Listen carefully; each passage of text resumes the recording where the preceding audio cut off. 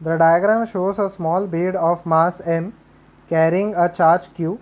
The bead can freely move on the smooth horizontal fixed ring on a smooth horizontal plane. In the same plane, a charge plus q has been fixed as shown. The potential at the point P, due to plus q is V. The velocity with which the bead should be projected from the point P so that it can complete a circle should be greater than what? Okay. Now, first of all, let me assume that now how to solve this? In order to solve this sum, the most important part is what would be the over here? What would be the energy? Okay, at the most critical point.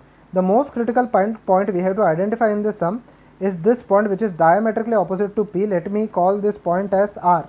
Okay, let me call this point as R, because at point R you can see that the distance A over here at point R is minimum. Okay, the distance between the particle P and the charge plus q is minimum over here. Okay, so if the particle P, okay, crosses this point, then it can perform the rest of the circle. Okay, so I can say that the total energy at point P should be equal to the total energy at point Q. The total energy at the point P will be equal to half mv square, we do not know the velocity, plus the potential energy at P. Okay, we will calculate that later, is equal to, now the total energy at Q, if it just passes, the potential energy will there will be only potential energy, the kinetic energy will almost be equal to 0. Okay, almost be equal to 0 if the velocity is greater than whatever is this critical velocity. If the velocity is greater than whatever is this critical velocity, then the particle will pass through that point R. Okay, that is equal to half mv square.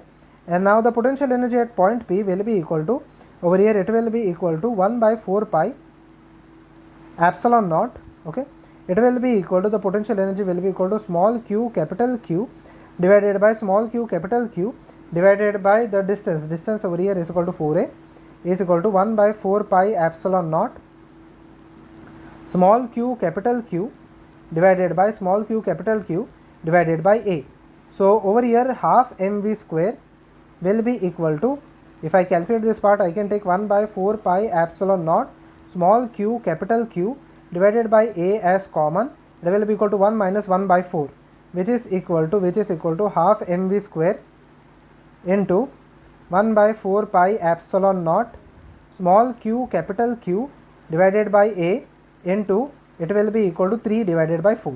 Okay, now we have to calculate the velocity, but before we calculate the velocity, we want the final answer in terms of potential at that point. Okay, V. Okay, now it is given that the potential at point P due to Q, okay, is equal to V. Okay, so due to Q, the potential at point P is equal to 1 by 4 pi epsilon naught capital Q divided by 4a.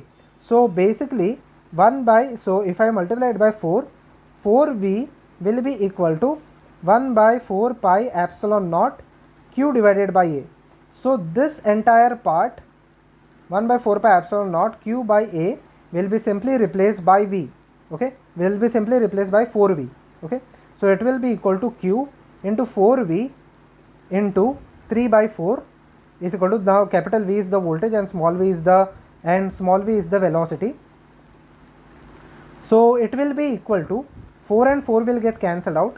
V square will be equal to 6q capital V divided by m. So V will be equal to root of 6 small q capital V divided by m. Okay, this will be the minimum velocity, or the velocity should be more than this point. Okay, which is equal to option number A.